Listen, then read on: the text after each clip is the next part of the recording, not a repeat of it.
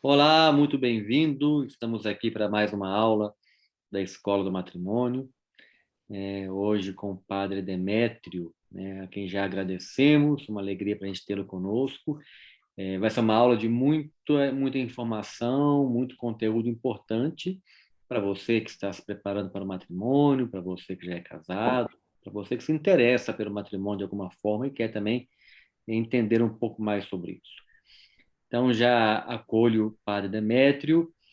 Peço que ele se apresente, fale de qual diocese que ele vem, qual que é a missão dele, a função dele atualmente na diocese. E daqui a pouco a gente também começa com... Vamos pedir que ele comece com uma oração com a gente. Bom, André, um prazer estar aqui com vocês na Escola do Matrimônio. Sou sacerdote já há 15 anos da Arquidiocese de Niterói, do Rio de Janeiro. Atualmente eu exerço o ofício de pároco, de uma paróquia que fica na sede da Arquidiocese, e já para completar 10 anos que eu também atuo como vigário judicial do nosso Tribunal Eclesiástico Interdiocesano. A gente lida com vários assuntos jurídicos da vida da igreja, mas, sobretudo, né, o carro-chefe, assim, infelizmente, depois a gente pode falar porque o advérbio, infelizmente, a gente lida muito com os processos de nulidade matrimonial. Além disso, leciono também, atualmente, leciono no seminário, né, na formação dos futuros sacerdotes, com aula de direito canônico, teologia moral, e bom, esses são ofícios que eu exerço hoje, aqui na nossa arquidiocese. E sempre lidando muito com as famílias, né? O nosso labor sacerdotal o contato frequente na direção espiritual de famílias, atendimento já há bastante tempo já. Então, a ideia é também trazer, não só nessa aula, aspectos teóricos, mas ilustrar também com situações práticas que fazem parte do nosso ministério sacerdotal. Muito bem, podemos começar com uma oração e a gente já vai em seguida puxando o papo.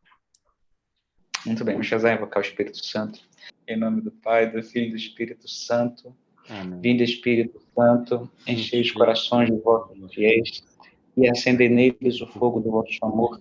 Enviai o vosso Espírito e tudo será criado e renovareis a face da terra. Oremos, ó Deus, que instruístes os corações dos vossos fiéis com a luz do Espírito Santo, fazer que apreciemos retamente todas as coisas segundo o mesmo Espírito e gozemos sempre da sua consolação. Por Cristo, Senhor nosso. Amém. Santa Maria, sede da sabedoria, rogai por nós. Em nome do Pai, do Filho e do Espírito Santo. Amém. Então, começando o nosso assunto, queria começar com que o senhor falasse um pouquinho mais para a gente o que é o Tribunal Eclesiástico, que é um nome que às vezes até assusta um pouco, né? Um tribunal, né? Quem que vai a julgamento nesse tribunal? Certo. A igreja, ela, por vontade fundacional do próprio Cristo, a gente não vai entrar aqui tanto nesses aspectos teológicos, mas só enunciar isso, ela possui, na sua dimensão visível, na sua estrutura aqui na Terra, lembrando que a igreja ela tem duas dimensões, uma dimensão invisível e uma dimensão visível. Ela foi organizada nessa Terra hierarquicamente pelo Senhor. Então, nessa estrutura visível da igreja, na chamada Ecclesia in Terris, né, como chamam os teólogos, a igreja na Terra, nós temos uma dimensão que é jurídica, elementos jurídicos, instituições, normas, relações jurídicas entre os fiéis, e o bispo, em cada diocese, ele, se a gente fosse seguir os três poderes, né, que Montesquieu falava, ele reúne em si esses três poderes, o poder legislativo, executivo e judiciário. E, concretamente, para o exercício desse poder judiciário, nas dioceses, os bispos contam com os chamados tribunais eclesiásticos, né, que tem a função de ajudar os bispos nessa dimensão jurídica da igreja. Então, ali acontecem diversos tipos de processos penais, processos de unidade matrimonial, processos, por exemplo, de remoção de um pároco de paróquia, né? Existem vários tipos de processos que acontecem ali. No entanto, assim, posso falar isso de todos os tribunais da igreja no mundo todo, o carro-chefe assim, de processos que é o nosso pão de cada dia no tribunal, são os processos de nulidade matrimonial. Acho que é um tema bastante interessante até para a gente explorar aqui. Digamos assim, a maioria dos processos dizem respeito a esse tema, embora tenha também esses outros temas que nós falamos, um pouco mais espinhosos, né? Principalmente os temas relacionados ao direito penal da igreja. Mas o processo de nulidade é o carro-chefe. Assim, para você ter uma ideia, por ano, o nosso tribunal de uma arquidiocese que, bom, é relativamente grande, mas existem outras maiores, a gente tem quase 100, alguns anos até ultrapassa de 100 o número de processos novos de pessoas requerendo da igreja, solicitando a nulidade matrimonial. Ou seja, para a gente ter uma ideia, se numa arquidiocese como a nossa, entram quase 100 processos por ano, imagine quantos matrimônios são fracassados, né, ao longo desse tempo, né? Sem contar de tantas pessoas que não procuram a igreja para estudar, verificar a nulidade, né? Então, é algo que a gente precisa pensar muito, porque hoje se fala muito em como a gente pode facilitar, tornar mais céleres os processos, mas talvez a gente não fale tanto como evitar que isso aconteça. Não só como apagar o incêndio, mas evitar que o incêndio aconteça. E eu penso que é uma grande função da nossa escola, né? Ajudar para que os matrimônios tenham êxito, né? Preparar bem, levar bem, entender o que é o matrimônio, né? A gente fica gastando dinheiro com bombeiro e tinha que gastar dinheiro com engenheiro, né? Tem que projetar melhor, né? Exatamente. Projetar melhor para dar menos incêndio, né? E antes de entrar, então, em outras questões, né? Uma questão que a gente pode começar pela moral, mas ainda no tribunal eclesiástico, né? Essa demanda é tão grande que o Papa recentemente, né, fez um motu próprio para acelerar um pouco as coisas, né? Explica para a gente o que mudou na arquidiocese depois desse motu próprio.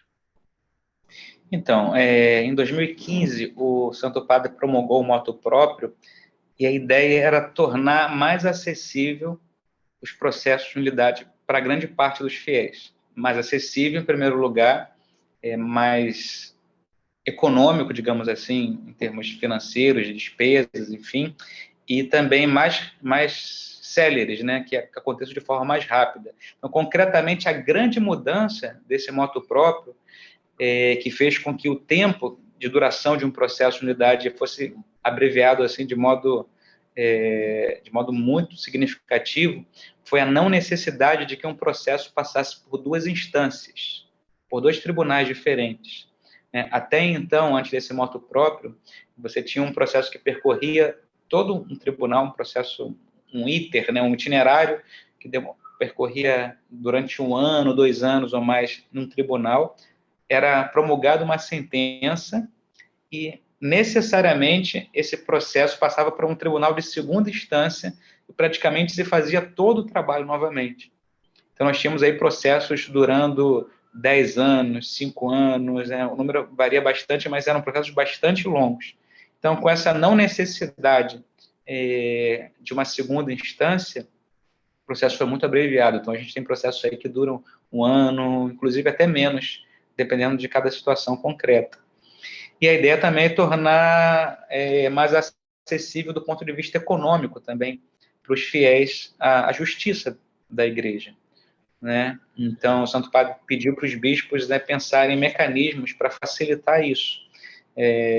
Também podemos depois entrar especificamente nesse assunto, para não entrar nele agora, para não desviar muito. Então vamos começar, depois a gente vai fatalmente voltar na questão do tribunal em algum momento. Uhum. Mas o senhor também é especialista aí, leciona a parte de moral, né? Eu comecei falando que tribunal eclesiástico é uma palavra pesada, tribunal, né? Mas moral também não é uma palavra leve, né? Moral também. No nosso dia a dia virou pejorativo, não venha me dar lição de moral. Né? Exato. O que é moral para o casal católico, para a igreja? No nosso século, né, nesses 2 últimos séculos, o anterior e o nosso, parece que tudo que soa algo meio normativo, né, moral, direito, tudo isso é uma espécie de peso que é depositado sobre o ombro das pessoas, né? Parece que é um fardo que tira a nossa liberdade. Então, é importante também a gente ampliar o nosso conceito de teologia moral e o próprio conceito de justiça, tanto na sociedade civil como na igreja, mas especificamente sobre moral. Quando a gente fala sobre moral, moral católica, moral conjugal, moral matrimonial, a gente precisa abrir o nosso horizonte. Não estamos falando aqui simplesmente de regras, né, a serem seguidas. Isso é consequência. Né? Porque muitas vezes, quando a gente vai falar sobre moral conjugal, moral matrimonial, as pessoas vêm com questões muito concretas. Pode Né? não O que é pode. permitido, exatamente, o que é permitido no casamento, o que é proibido, até onde eu posso ir sem pecar. Parece que as pessoas querem andar no limite ali, né, do abismo para não cometer pecado, mas até ali vão. E esse tipo de pergunta esconde, na verdade, uma falta de compreensão mais ampla, como nós falávamos, do que é a teologia moral, do que é a moral católica. A moral católica é uma moral de santidade. Então, a igreja nos ensina que a finalidade do homem, nós existimos como um fruto do amor de Deus, né? Somos, como diz João Paulo II, um dom do amor para o amor. Ou seja, nós nos realizamos, hoje fala-se tanto de realização, de felicidade, a nossa felicidade, a nossa realização está justamente em viver a vocação ao amor. E a santidade não é outra coisa senão a plenitude do amor. Né? Quem vive plenamente o amor são os santos, né? Aqueles que alcançaram o máximo de realização dessa vocação. E é nesse quadro que se marca também a vocação matrimonial, como todas as outras vocações na igreja. É um modo específico de realizar essa vocação comum a todos os homens, esse chamado comum a todos os homens que Deus nos faz a amar. Né? Concretamente no matrimônio, o modo de amar é diferente, é específico. E aí, nesse quadro, a gente vai entendendo que todas as questões mais práticas que dizem respeito à moral conjugal, elas estão marcadas nessa moldura. Ou seja, isso aqui me aproxima de Deus, isso me faz amar mais, me faz plenamente humano ou não, ou me desfigura, ou me bestializa, né? Me torna mais animal, né? Então, eu nasci para uma vocação sobrenatural. É preciso ter essa perspectiva, então, quando a gente vai falar agora de pontos concretos da moral conjugal. E outro dado importante também é entender aquilo que o catecismo fala acerca da unidade que existe no homem entre o espírito e o corpo. Né? Nós não somos almas presas no corpo, então, como dizem os espiritualistas, né, os espíritas, enfim, um corpo que a gente tem que se libertar, como se o corpo fosse algo ruim, né? Tantas heresias surgiram na história da igreja. O maniqueísmo, né? O maniqueísmo, os cátaros também, que inclusive abominavam o matrimônio, tudo aquilo que é da carne é impuro, não é Isso verdade? ficou muito até hoje, né? Tem muita gente que ainda tem essa ideia.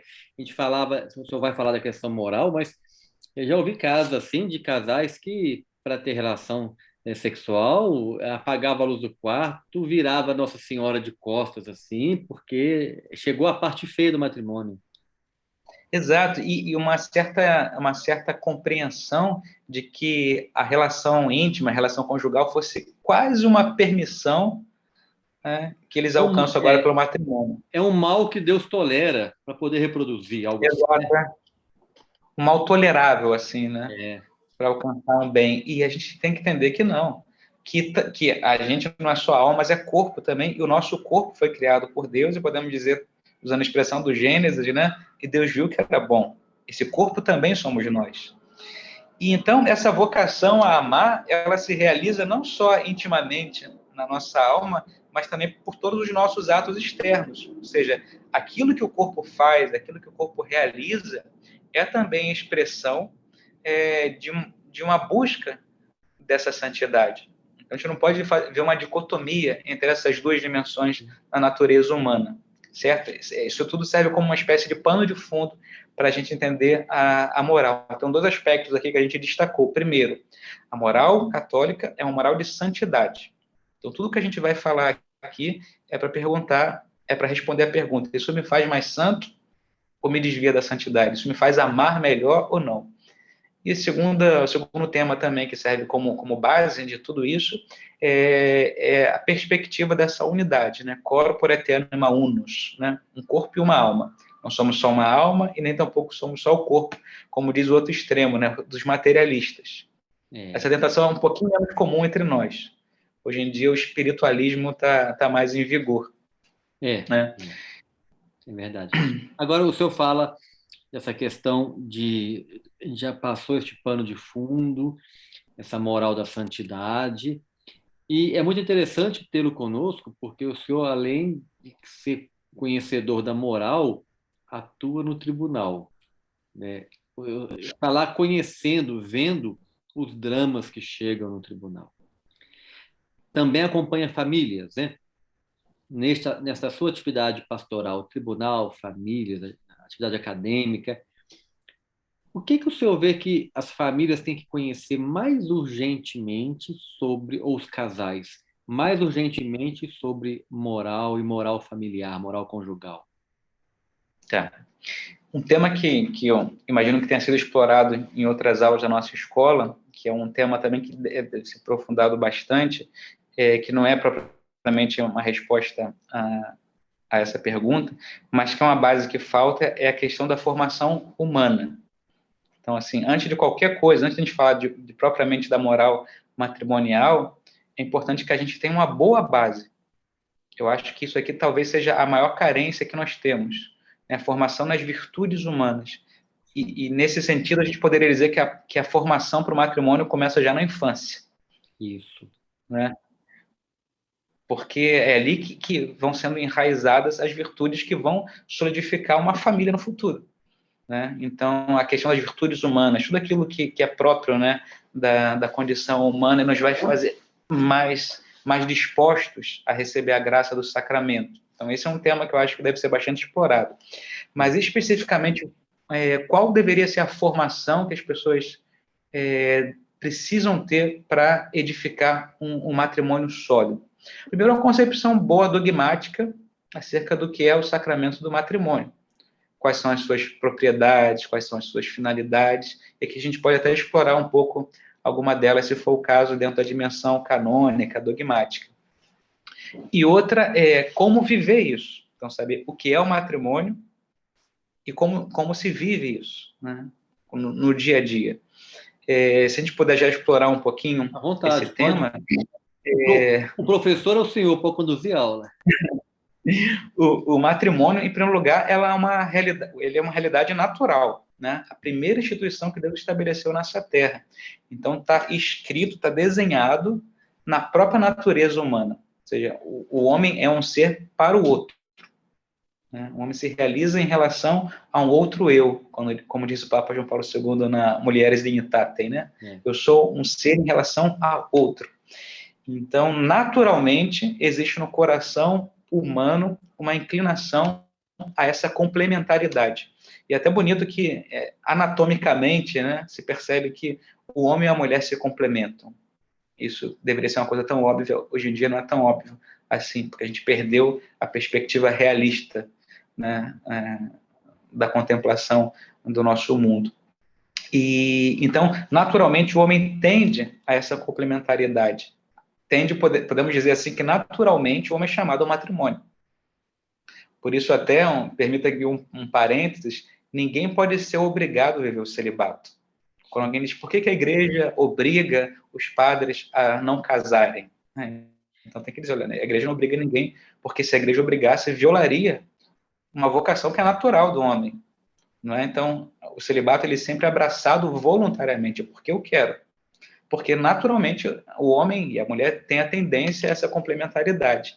E na plenitude dos tempos, quando o Verbo de Deus se encarna, ele eleva essa realidade natural a uma realidade sobrenatural. Então, a partir daí, aquela realidade torna-se, então, uma imagem real do amor de Cristo pela igreja, né? Como diz São Paulo na carta aos Efésios, no capítulo 5 da carta aos Efésios.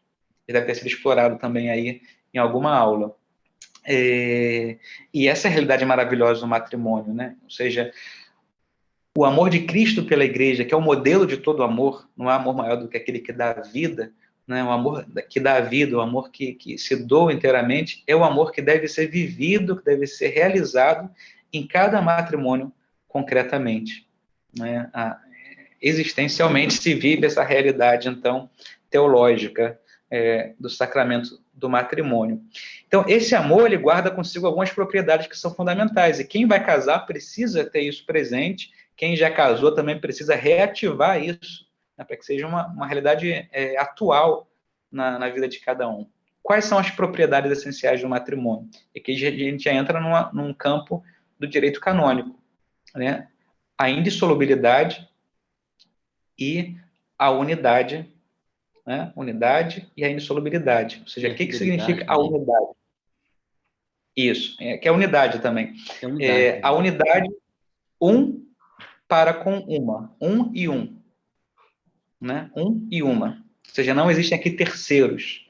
Quando uma pessoa quer se entregar a outra, ela quer inteiramente ser da outra. Né? Não há aqui um espaço para terceiros. É um amor que se dá inteiramente ao outro e exclusivamente. Por isso que a unidade e a fidelidade, elas são palavras que são intercaláveis, né? E essa unidade perpetuada no tempo é o que a gente chama de indissolubilidade. É a unidade e a fidelidade prolongada no tempo.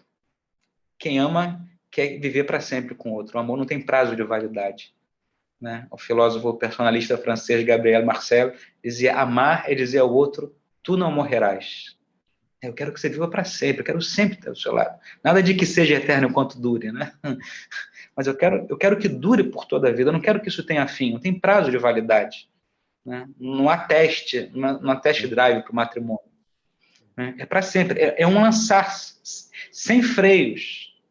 Sem freios. E aqui, tocando um tema de moral, por que a igreja fala que somente no matrimônio as relações sexuais elas são lícitas? Porque justamente é no matrimônio em que há essa entrega total de uma pessoa para com outra, né? Não há terceiros, um coração que se entrega inteiramente ao outro e sem prazo de validade por toda a vida. Ou seja, essa estrutura matrimonial, por isso que se diz que o matrimônio não é só um contrato, é também uma instituição. Isso aqui não é algo determinado pelo homem, né? Isso aqui é dado, é posto. Essa estrutura matrimonial protege o amor. Então, aquilo que é realizado com o corpo dentro dessa redoma é a expressão de uma entrega maior da alma. Quando há, por exemplo, uma realização sexual fora do matrimônio, tanto extraconjugal como antes do matrimônio, na verdade, o que se realiza com o corpo é uma mentira. Porque o corpo se entrega, mas a alma não se entregou. As vontades não se entregaram. Tem uma passagem muito bonita no Catecismo, parece, que fala que a união íntima é penhor e sinal da comunhão espiritual, né? Ou seja, uma coisa está ligada à outra. Se não tem essa união de toda a vida, a união espiritual, a união íntima virou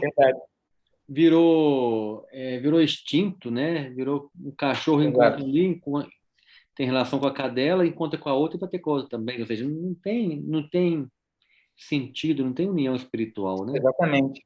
E aqui, tocando no tema de moral, é preciso dizer assim, olha, a igreja não demoniza nem torna pecado o sexo, né? Como você fala, ainda hoje, né? Impressionante como é que ainda hoje se usa muito esse tipo de expressão. É algo santo, é algo querido por Deus, mas ele tem um lugar específico. E o lugar específico é quando o sexo, ele é uma realização de uma entrega maior, uma entrega de vontades, uma entrega de todo o ser. E fora do matrimônio não há essa entrega. Seja numa relação adulterina, seja numa relação antes do casamento. O corpo se entrega, mas a alma não. Há uma reserva ali. Por isso que não deixa de ser uma mentira.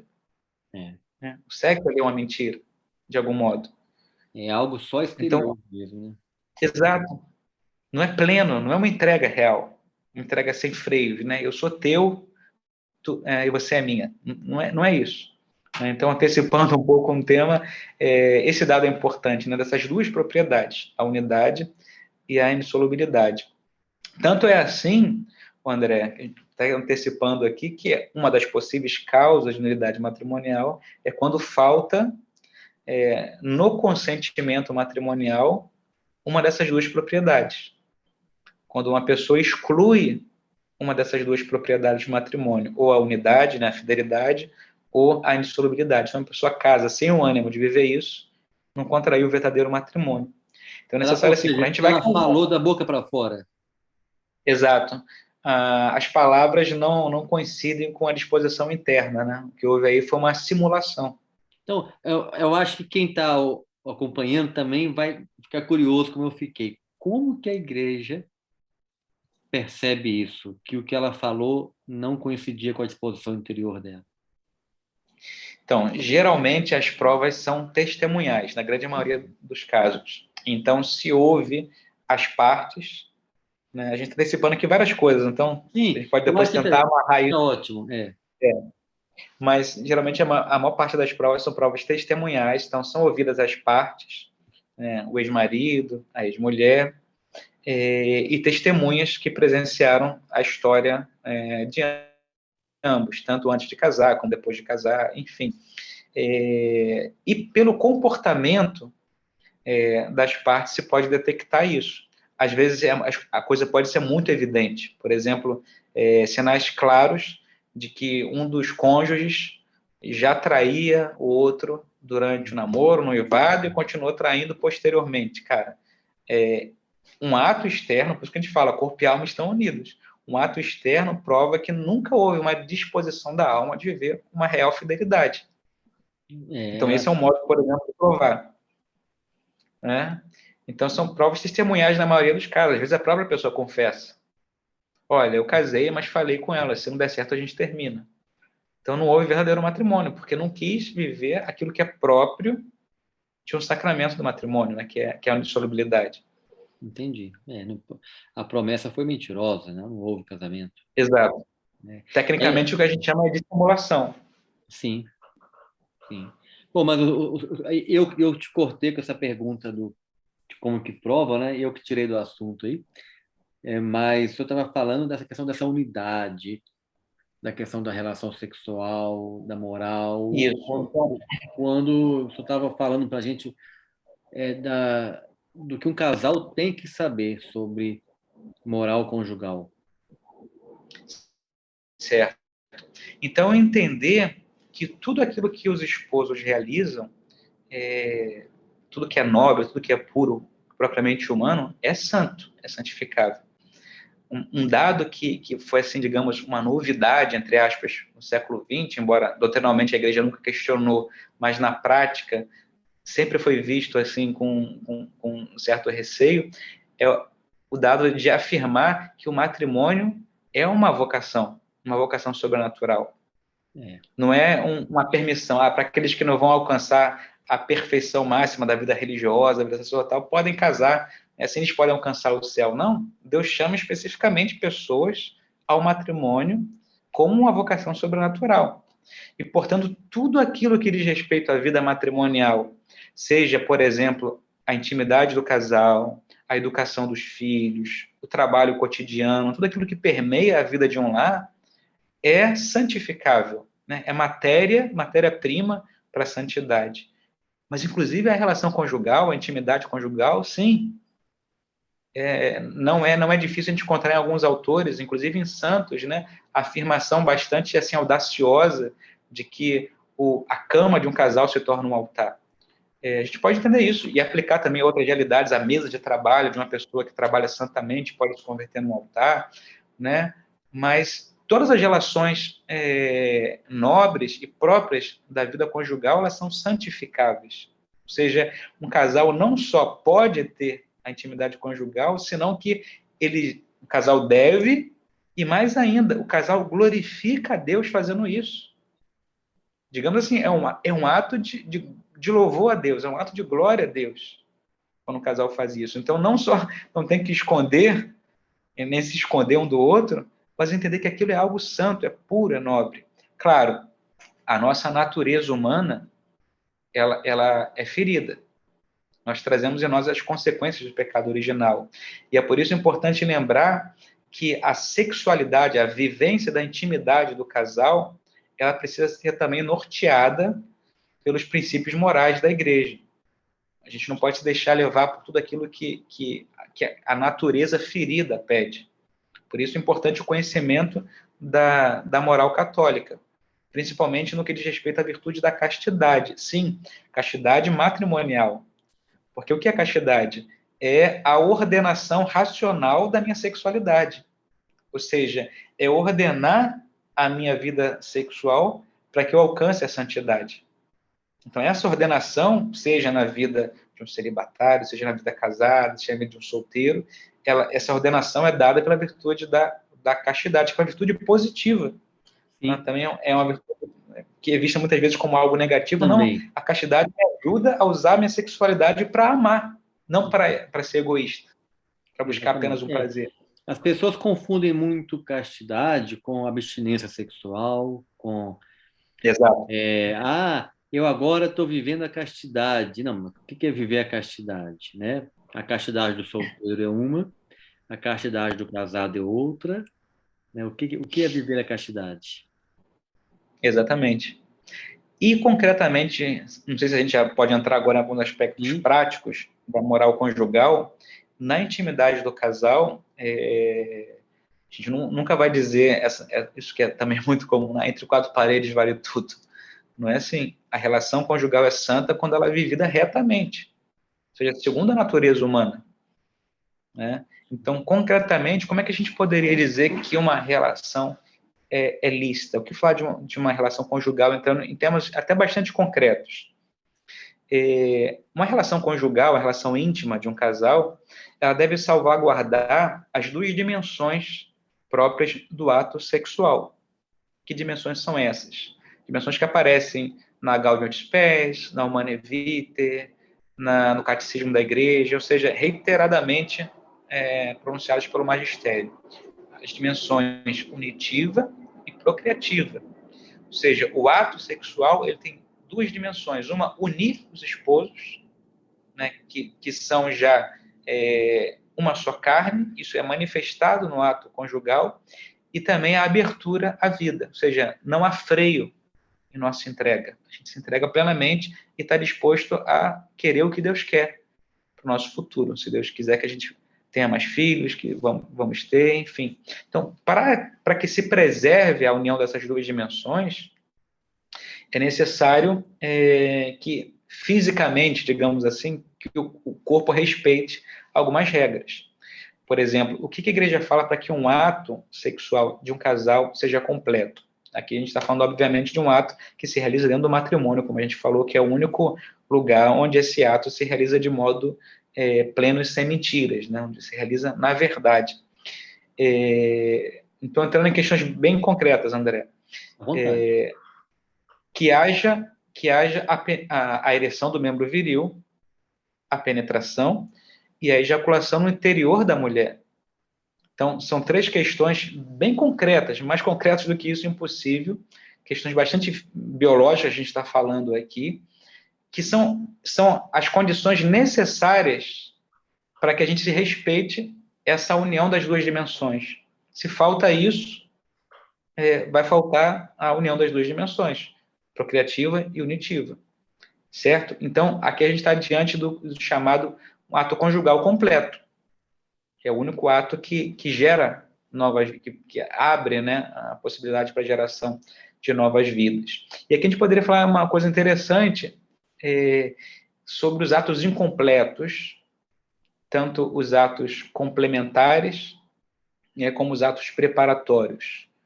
São outros temas que surgem bastante assim na vida íntima de um casal.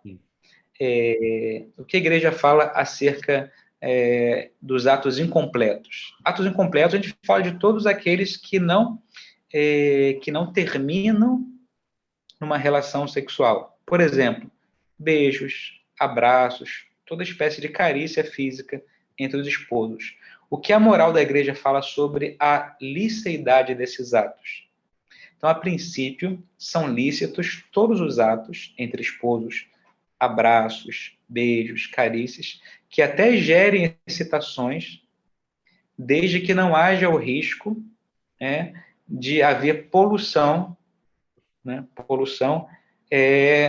no ato incompleto. Ou seja, isso não Então, vai mesmo que... ferir, não vai ferir a dignidade da relação sexual, porque Exato, a dignidade dela está no ato completo. exatamente. Inclusive por pensamentos, uma coisa interessante para evitar qualquer espécie de escrúpulo também.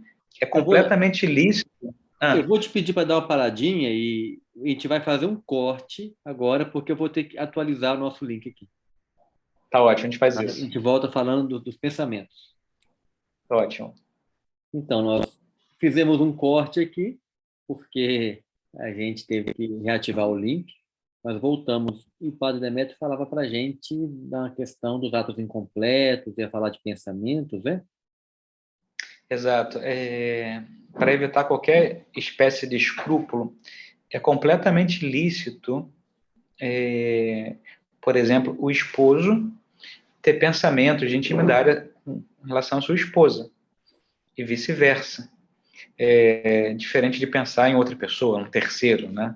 Aí seria assim adultério, mesmo que cometido só por pensamento, mas um esposo pensar no outro, ter desejo de estar junto, de intimidade, enfim, isso nem de longe é pecado, com um limite, desde que tais pensamentos não coloquem a pessoa na iminência de cometer algum pecado, Sim. E aí, quando o senhor fala, certo? essa iminência de um pecado pode ser uma masturbação, Exato. Ou a própria poluição sem nenhum toque, nem nada, um toque. né? Então, isso em relação aos atos incompletos, propriamente ditos. Agora, os chamados atos complementares são coisas interessantes também. Ou seja, são permitidas certas carícias que podem ajudar o casal a realizar aquele ato com aquelas três condições que nós falávamos, que fazem com que o ato sexual seja completo. Quais carícias são permitidas, quais não são permitidas. Vejam, em nenhum lugar do magistério da igreja a gente vai encontrar um elenco de dizer, ó, essas carícias podem, essas não podem. Então, o que a igreja vai dar são os princípios gerais. Muitas vezes as pessoas gostariam que a igreja substituísse a consciência delas, né? E desse um elenco de normas concretíssimas para elas realizarem. A igreja não faz isso. A igreja não tem uma tábua de regras, a não ser a tábua dos 10 mandamentos, que são princípios que norteiam a nossa vida. Então, quais são esses princípios que a gente deve ter presente? Primeiro, que se respeite a natureza humana. É algo bastante genérico? Sim, bastante genérico, mas é um princípio que ajuda a nortear a coisa.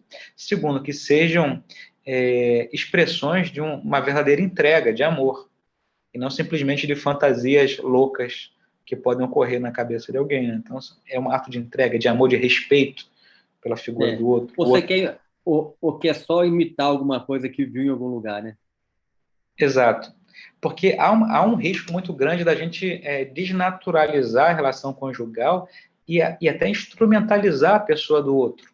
Sim. O outro se torna objetificável, não um objeto de prazer. Isso, daquilo que eu vi, e agora eu tenho meu objeto em casa para fazer o que eu vi ou aprendi, né? Exato.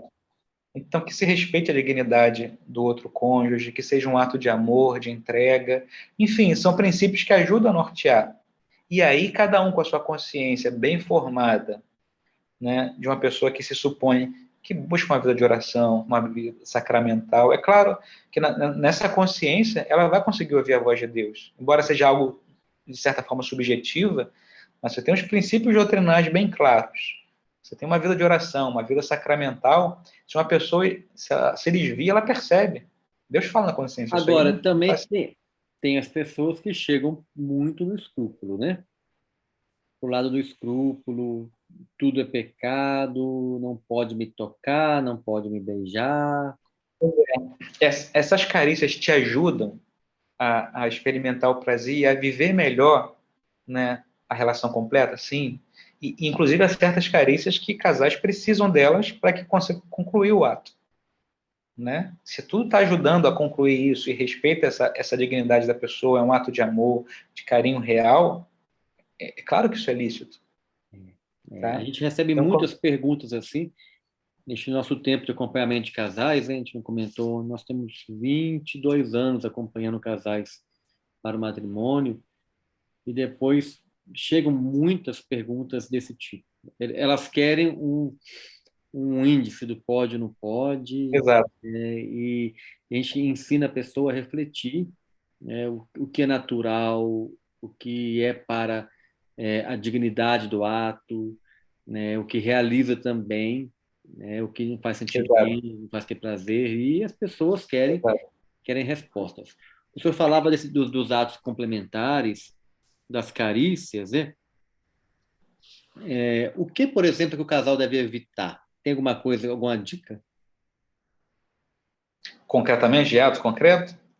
Pode ser, né? Eu não entraria nesse aspecto porque eu caio no risco de falar algo Pode ou não opinável. pode?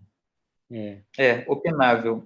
Eu acho que nesse sentido, o que caberia talvez a experiência, como você falava, esse acompanhamento de casais com pessoas que têm uma boa formação, que têm uma vivência de casal, que sim, podem trocar um pouco esse tema. Porque o que acontece muito, e nós pares precisamos cuidar disso, é a gente não apresentar a nossa opinião como se fosse uma um ato regra, magisterial, uma né? norma. Por quê?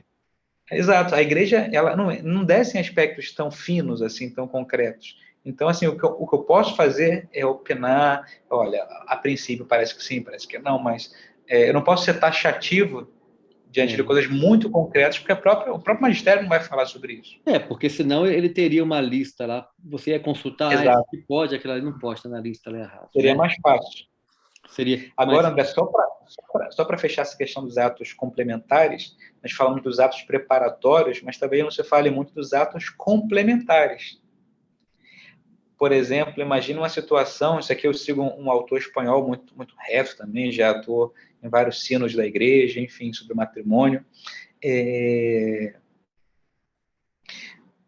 os atos complementares, ou seja, mesmo que, por exemplo, tenha ocorrido já a, a deposição seminal no canal feminino, né, ou seja, o ato foi concretizado ali, se a mulher, por exemplo, não chegou ao ápice da relação, ela pode ser também, de algum modo, tocada, o que seja, para que alcance também estimulado assim. esse ápice, certo? Isso não seria, embora às vezes mecanicamente a gente poderia falar, mas isso não é masturbação? Não é. Fisicamente pode até parecer, mas são coisas diferentes, são Porque contextos ela diferentes. está no contexto do ato sexual que aconteceu. Exato. É bem diferente, É bem diferente. certo? Então, assim, parece coisa muito concreta, assim, poxa, um padre falando isso, mas tem que falar. Assim, é, nós temos um livro que trata destes pontos, são perguntas bem Boa, concretas, excelente. né? A que chama O Amor Celebrado, com a editora Quadrante. São perguntas e respostas bem concretas, porque nós já não sabíamos como responder as perguntas que chegam para a gente. Falei, não, vamos colocar isso no livro e vai ficar, e eu sei que vai ajudar Excelente. muita Bom, gente, porque realmente entra nessas questões aí, e é um casal respondendo. Então, Karine e eu, nós somos os autores do livro, um casal respondendo, então fica ótimo. mais tranquilo para o casal falar, né?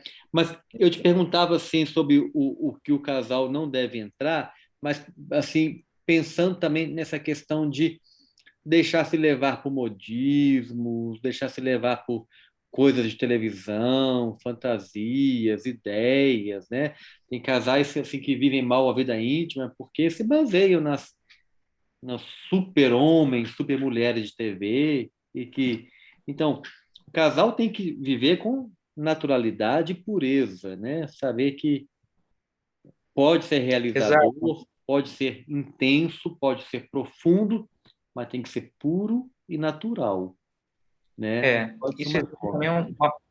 uma purificação da imagem, da memória, porque infelizmente assim a gente foi, né, fala assim de modo geral, nós somos bombardeados a todo momento, né? Na É, TV, na internet, com imagens, com sugestões que de algum modo ficam impressos em nós. Então não é difícil um casal trazer isso tudo à tona é. quando está junto, né? Então, para os casais também fica a dica da gente se purificar também, poupando a mente de memórias que elas não, que não é boa para ela. Então, você vai escolher bem um filme. Você não vai. Aqui em casa nós temos a prática. Eu vou ver um filme, ainda bem hoje tem streaming, que é fácil. Primeiro eu dou uma corrida rapidinha, assim, velocidade ultra. para dar uma olhada se não vai ter alguma coisa muito incômoda no caminho, para eu vou abrir mão dele, não quero ver. Ah, é adulto, não. Adulto fica incomodado também, adulto tem memória, adulto tem fantasia, e depois vai querer levar isso para a vida íntima, que não é puro, não é adequado. Exato. Então, você percebe que há uma preparação também anterior, né? Que nesse caso é uma preparação da memória, né? A gente, se o nosso corpo é o que a gente come, né? A gente realiza também aquilo que a gente se nutre todos os dias, das nossas leituras, dos filmes que a gente vê, das músicas que a gente ouve, isso fica impregnado na gente. Então também é uma purificação de tudo isso. Se eu leio o que é nobre, assisto o que é nobre, converso o que é nobre, é claro que essa nobreza do amor, né, vai transparecer também na vida íntima do casal. Uma coisa interessante, André, que talvez valha a pena falar aqui, é sobre a chamada cooperação com o mal. Por Ótimo. exemplo, quando um dos cônjuges quer viver uma vida de santidade e o outro não está tão disposto assim. Concretamente, falando das dimensões do ato conjugal, por exemplo, quando um cônjuge quer separar o aspecto procriativo do unitivo. Sei lá, o homem não está disposto de modo algum a utilizar de métodos naturais de paternidade responsável, enfim, não quero usar preservativo, não quero fazer relação sem, se não for assim, né? A mulher poderia ter relação com o marido que quisesse, que exigisse isso. Aqui a gente está diante de uma figura de teologia moral que é chamada de cooperação com o mal. Ou seja, é lícita ou não cooperar com o mal que o outro comete. Então, tem dois tipos de cooperação ao mal. Uma cooperação formal, em que a pessoa quer o mal também e se junta a outra para realizar. Essa é sempre lícita, ou seja, nunca é moralmente aceita. E uma cooperação que é lícita, que é chamada cooperação material, em que você não querendo realizar aquele mal, você acaba tolerando em vista de um bem superior. Entendi. Então, essa figura se enquadraria aqui, por exemplo. Então, quais seriam as condições para que um cônjuge pudesse ceder ao ato conjugal nessa forma, por exemplo, que nós citamos aqui? Então, nesse caso, a mulher. Primeiro, ela teria que deixar bem claro que ela não concorda com isso. Tá? Eu não concordo, está errado, explicar os motivos, enfim. Segundo, fazer de tudo para tentar remover aquele mal, que aquele mal não aconteça.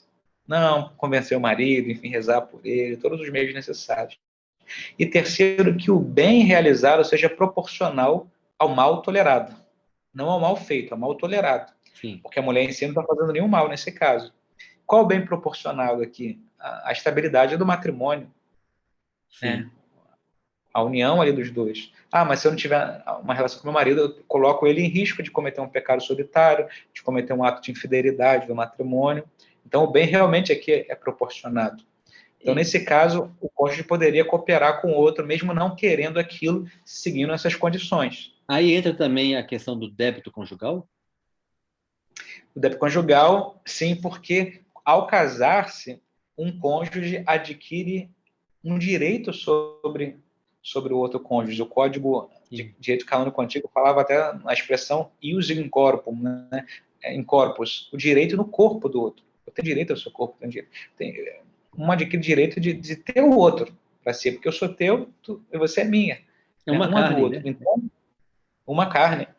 E se um cônjuge se nega sem nenhum motivo razoável a ter vida íntima com o outro, ele está negligenciando um dever, uma obrigação moral que ele tem diante de Deus. E, inclusive, pode incorrer em pecado por isso. Não é incomum. Inclusive, às vezes, lamentavelmente, uma pessoa se aproxima da igreja, começa a ter uma vida de oração mais profunda, mas você vê que é uma vida de oração deturpada, porque ela já não sente mais interesse em viver com cônjuges, em viver a sua vocação matrimonial. Quase quer viver como um religioso ou uma Entendi. religiosa. Né? Entendi. Tá errado, porque aquela pessoa Agora, recebeu uma vocação matrimonial. ainda no campo moral, se a esposa, por exemplo, nesse caso do marido, decide não cooperar com este mal, não tolerar este mal, o marido entra em risco de pecado. Mas se ele peca, ela participa da culpa? Não, a culpa não é dela. Sim. Não daquele pecado. Tá. Não daquele pecado. Mas pode pecar por negligenciar o débito conjugal. Sim, São José Maria falava, uma mulher bem posta tira o homem da outra porta, né? Ou seja, Verdade. Aí todo cuidado também todo cuidado, para um atrair o outro. todo É risco. muito interessante. Então, olha, a gente está falando da moral, está falando dos atos, está falando do que é moral dentro do matrimônio, falamos um pouco de castidade. Qual a relação que tem entre nulidade e a vida sexual? Existe alguma relação? Sim. Como nós falamos, por exemplo, o caso de adultério, de uma pessoa que além do seu cônjuge, busca satisfazer sua vida sexual fora do matrimônio, com relações extraconjugais. Isso pode ser causa de nulidade. Um parênteses aqui, a gente sempre precisa entender que nem toda infidelidade torna um matrimônio nulo. Sim. O matrimônio nunca ele se torna nulo, né? Se torna nulo depois de válido, né? Por isso que a gente nunca fala de processo de anulação de É, matrimônio. a gente fala o verbo anular, você não conjuga no matrimônio, né? Você Exatamente. só vê O matrimônio sempre. o adjetivo, alguma coisa, mas o verbo nunca. Exato. O que pode acontecer, e o processo no tribunal, ele tem essa finalidade, é a investigação daquele matrimônio, o réu do processo é o matrimônio, não são as partes, para que a gente estude e perceba se por algum motivo ele nunca aconteceu de verdade. Mas uma vez que ele aconteceu, ele não se anula. Então, por exemplo, duas pessoas se casaram com todas as condições necessárias para que haja um verdadeiro matrimônio. Passado alguns anos, começou a acontecer casos de infidelidade. Essas infidelidades posteriores não tornam nulo aquele ato que foi realizado lá atrás. Certo? Seria se a pessoa já excluísse isso quando emitisse o consentimento matrimonial, porque é o consentimento que faz o matrimônio, não é o Sim. sentimento, é o consentimento, a entrega das vontades. Ainda nessa questão aí da nulidade, o casal que, se um se nega à vida íntima com o outro, isso indica uma questão de nulidade? Se isso, por exemplo, está ligado ao consentimento, ou seja, a pessoa se casou excluindo o que a gente chama de bem dos esposos, né? O bem dos esposos, a pessoa exclui isso e se nega desde o início do matrimônio. Foi assim na constância de toda a vida matrimonial, isso pode indicar que ela, na verdade, não quis viver um verdadeiro matrimônio. Entendi. Certo? O que é diferente também de uma pessoa casar com todas as condições e, passado alguns anos, se descuidar e começar a negligenciar isso. Sim. Aí Certo? é Esse um bem do problema, matrimônio. um outro problema que surge lá na frente, que tem que ser cuidado de alguma forma, tratado, mas não dá para voltar atrás e falar que sempre foi assim. Exato. E, André, a gente precisa entender que tudo pode ser consertado. A graça de Deus pode reformar todas as coisas. Não é? Então, não é porque agora está assim, aconteceram alguns episódios que desgastaram o matrimônio, que a coisa não pode se tornar nova. É, Né? Então, o segredo não é se desfazer, é. é consertar. Agora, deixa eu lhe contar uma coisa que ainda no século XXI existe, né? E eu já atendi casais assim, que se casaram porque a menina queria ficar livre de casa, queria sair de casa, queria assim, ganhar liberdade, porque mesmo no século XXI, mas ela se sentia oprimida pelos pais, queria sair de casa. Casou, depois não queria ter relação com o marido, justamente porque ela não tinha esse desejo de entrega. Ela não se Isso é entregava, comum. né? Não É. estava nela isso. Então, não casou. É, o que o tribunal tem que investigar ela casaria por outro motivo, um motivo real de verdadeiro matrimônio, sem essa finalidade de sair de casa, ou ela casou exclusivamente por isso? Se se prova que ela casou... Isso foi o objetivo, né? Exato. Ah, não, eu quero sair de casa, mas eu também amo essa pessoa e quero viver com ela para sempre. Pronto. Juntou Uniu duas os dois coisas, tudo motivos. bem. Agora, se o motor único foi eu quero sair de casa, é claro que o matrimônio não existiu. Foi só um meio, nunca, não foi a finalidade buscada, né? Muito bom. Bom, Padre Demétrio, nós já estamos aí passando o nosso tempo mais ou menos de 1 hora de aula, até que quem nos acompanha sabe que tem mais ou menos um tempo de 1 hora de aula para a pessoa acompanhar. Embora a gente pudesse ficar aqui muito tempo, que está super agradável a conversa, está tranquila, está leve, ao mesmo tempo que está profunda em conteúdo. Está muito, muito legal. Mas quem nos acompanhou já está tendo assim uma super aula aí. Olha, nós falamos de moral, o Padre Demétrio definiu muito bem para a gente. Olha aqui, uma alegria ter o padre com conhecimento e a clareza, né? A simplicidade na fala e o conhecimento profundo que o Padre Demétrio tem da vida pastoral, do conhecimento de famílias, conhecimento do tribunal, da moral. Olha, para você que é da escola do matrimônio, é um privilégio ter uma aula dessa. Mas eu queria perguntar para o Demetrio se ele tem mais alguma coisa que ele acha assim, importante que não falamos, não tocamos no assunto, dentro do tema moral, dentro do tema tribunal eclesiástico. Eu acho que os temas são bem, praticamente inesgotáveis, né? A gente não conseguiria, em uma formação, tratar de todos eles. Lembrar, assim, talvez só pontuar aqui, que um recurso a um processo de unidade matrimonial, ele seria já o último dos recursos para que uma pessoa possa tentar reconstruir a sua vida.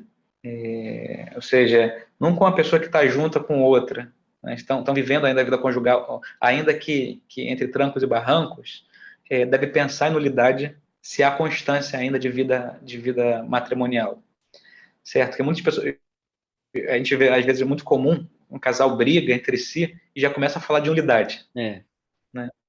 Tanto é que a igreja só começa a falar de nulidade concretamente para um caso específico quando realmente já se esgotou todas as possibilidades de tentar reatar aquele matrimônio frustrado. Ou seja, não tem realmente jeito, ambos já estão em famílias diferentes, é um divórcio sem volta, né, sem perspectiva de retorno, então vamos tentar a nulidade matrimonial. Mas sempre é o último recurso. Não se pensa em nulidade como uma espécie de divórcio católico, nem nada do gênero. Né? Então a gente assim, sempre precisa olhar com uma certa dor, né? Porque todos os matrimônios que entram com o processo de nulidade são matrimônios que foram fracassados, né? E geram muita dor para aquelas pessoas. Nunca vai ser motivo de alegria. Embora, claro, se um casamento declarado nulo é uma possibilidade da pessoa recomeçar a vida na graça de Deus, enfim, mas sempre é algo muito triste, né? Um processo desse. Então, como a gente dizia inicialmente, nós temos que usar todos os recursos possíveis para evitar que comece um incêndio.